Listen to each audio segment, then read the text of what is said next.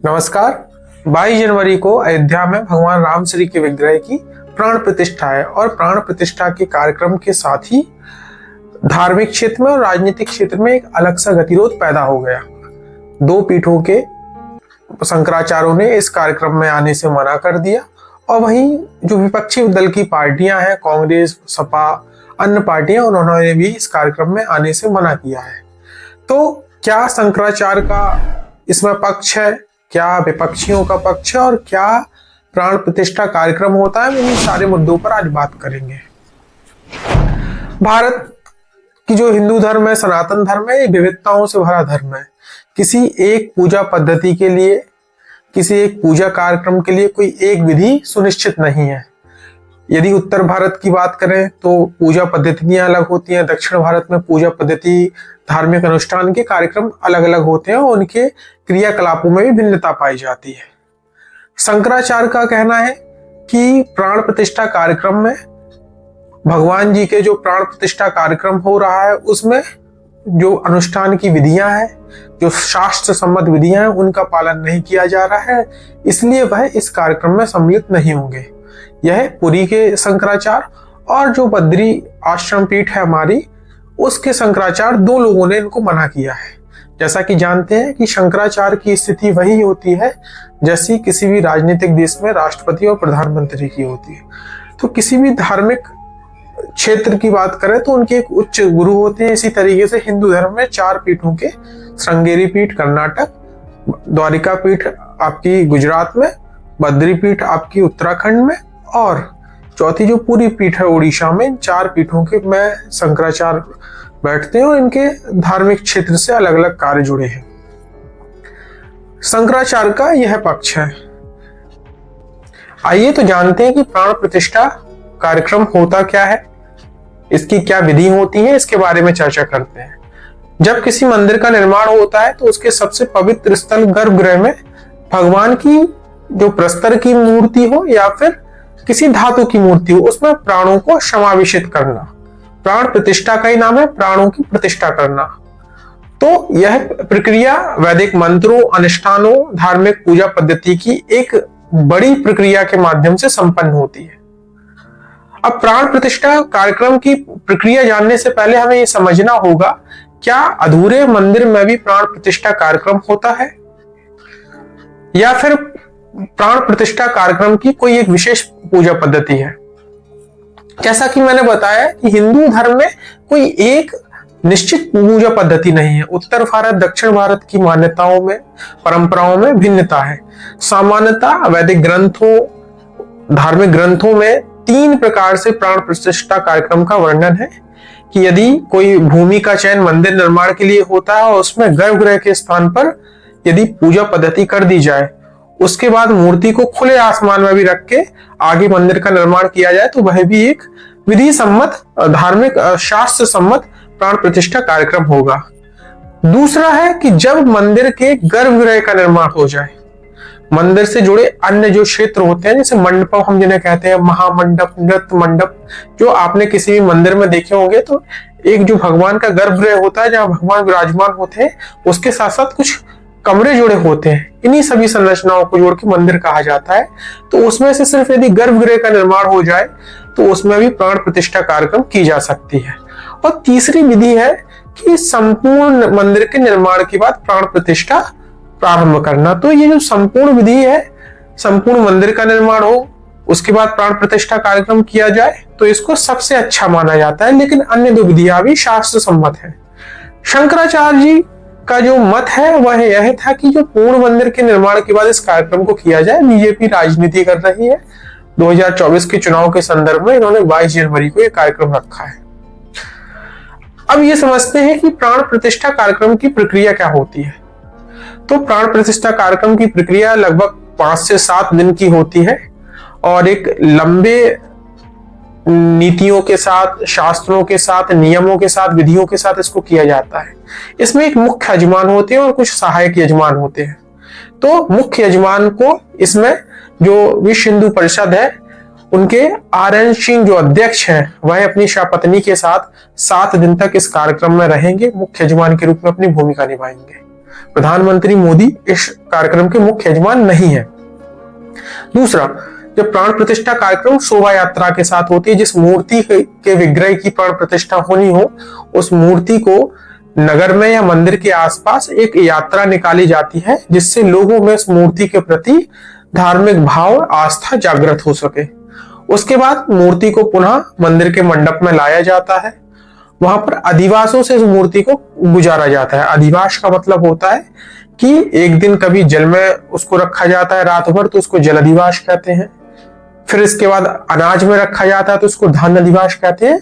ऐसा इसलिए होता है कि जो मूर्ति का निर्माण किसी शिल्पकार के द्वारा होता है, तो उसके द्वारा जो चोट मूर्ति को या आहत हुई हो, तो उससे उस मूर्ति की हीलिंग की जा सके और मूर्ति को शुद्ध और पवित्र किया जा सके, और यदि मूर्ति में कोई दोष है तो इस प्रक्रिया के माध्यम से उसको भी देखा जा सके। अधिवास के बाद रिचुअल वात होता है, पवित्र स्नान जिसको बोलते हैं। इसमें 108 अन्य पदार्थों से, विभिन्न पदार्थों से मूर्ति के स्नान कराए जाते हैं, जैसे पंचामृत हुआ, गन्ने के रस, दूध, घी, अन्य सामग्रियों से उसको स्नान कराया जाता है ताकि मूर्ति पवित्र हो, उसमें सकारात्मक ऊर्जा का संचार हो। अंतिम जो प्रक्रिया होती है किसी भी प्राण प्रतिष्ठा कार्यक्रम की, वह होती है नेत्रों का खुलना, जिसको बोलते हैं सामान्यतः पटों का खुलना। तो इस प्रक्रिया में वैदिक मंत्रों के साथ विभिन्न देवताओं से उस मूर्ति के विभिन्न अंगों में सकारात्मक ऊर्जा और वो जो धार्मिक शक्ति है उसके संवाहन के लिए आवाहन किया जाता है। जैसे सूर्य देवता से नेत्रों के लिए, वायु देवता से कानों के लिए, चंद्रमा से मस्तिष्क के लिए, मन के लिए, इसी तरीके से अन्य देवताओं से शरीर के विभिन्न अंगों में शक्ति के संचार करने के लिए आवाहन होता है। इसके उपरांत जो मूर्ति होती है उसके नेत्रों को खोला जाता है। कपड़े से उसके नेत्र बने रहते हैं पूरे कार्यक्रम में शुरुआत से लेके। तो नेत्रों को खोलने के समय जो यजमान होते हैं या फिर सहायक जो भी पूजा में सम्मिलित लोग होते हैं वो पीछे मूर्ति के जाते हैं और पीछे से मूर्ति के कपड़े को खोलते हैं और सामने मूर्ति के सामने दर्पण को शीशा लिए कोई एक व्यक्ति खड़ा होता है या जो पूजा पद्धति से जुड़े लोग हैं वही खड़े होते हैं। और जैसे ही मूर्ति के नेत्र खोले जाते हैं तो वो दर्पण चटक जाता है, टूट जाता है। यह पूरे प्राण प्रतिष्ठा कार्यक्रम की प्रक्रिया है। दर्पण इसलिए रखा जाता है, मूर्ति के पीछे जाने की एक धार्मिक मान्यता है कि जब पहली बार भगवान के नेत्रों को खोला जाता है और वो संसार को देखते हैं तो नेत्रों में इतनी सकारात्मक ऊर्जा ज्यादा होती है कि कोई उस दिव्यता को सामने देख नहीं सकता और उससे किसी व्यक्ति को हानि पहुंच सकती है।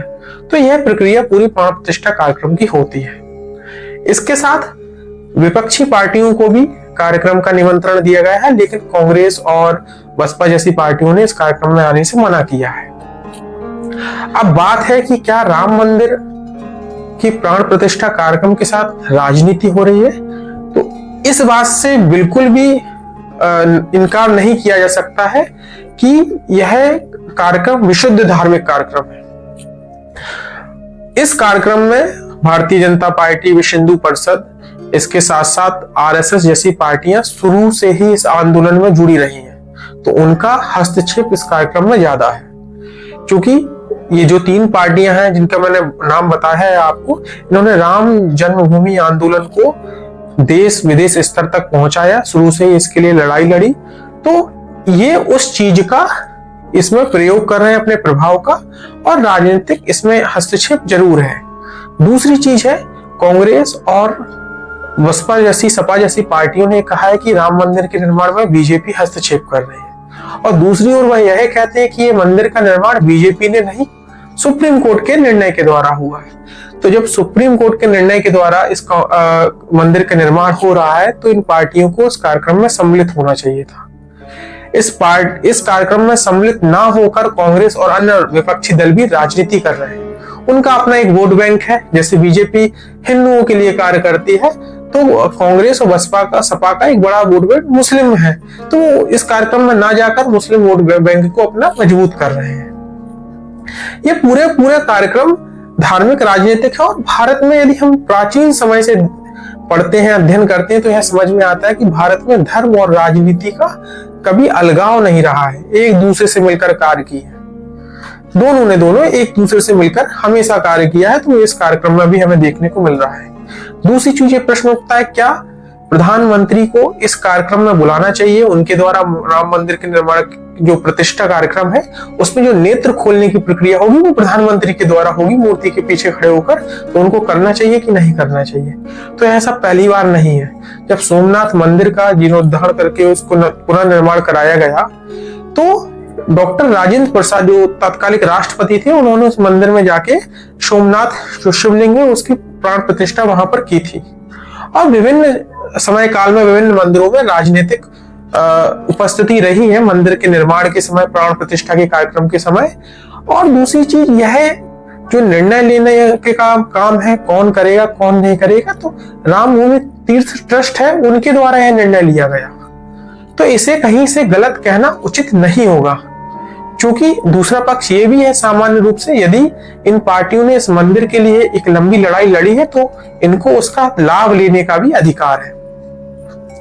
अब बात स्पेशली करते हैं जो बद्री पीठ के हमारे शंकराचार्य अभिमुक्तेश्वरानंद जी, उन्होंने इस पूरे कार्यक्रम के दौरान, इस प्रक्रिया के दौरान उनका विरोध बहुत ज्यादा है।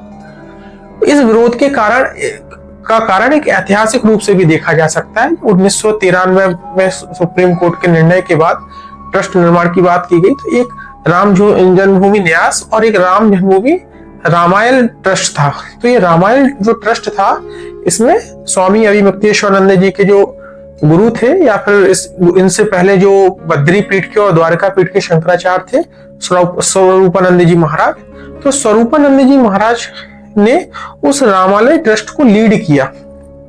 और जब 2019 में राम मंदिर के निर्माण का डिसीजन दिया गया और मंदिर निर्माण की अनुमति दी गई और सुप्रीम कोर्ट के द्वारा निर्देशित किया गया कि ट्रस्ट को ये पूरी की पूरी जिम्मेदारी सौंपी जाए, तो उस समय ये रामालय ट्रस्ट और अभिमुक्तेश्वरानंद जी महाराज इस दावे के साथ प्रबल रूप से दिख रहे थे कि ये जो ओनरशिप है इस मंदिर की वो रामालय ट्रस्ट को दी जाए।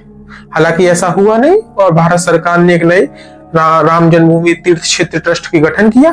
तब से थोड़ा सा द्वेष देखा जा सकता है कि अभिमुक्तेश्वरानंद जी महाराज उनका दृष्टिकोण थोड़ा अलग सा है, क्योंकि शंकराचार्य हमारे धर्म के सर्वोच्च गुरु होते हैं। उनके प्रति किसी तरीके से दुराग्रह की बात या फिर उनकी बात को काटना उचित नहीं होगा।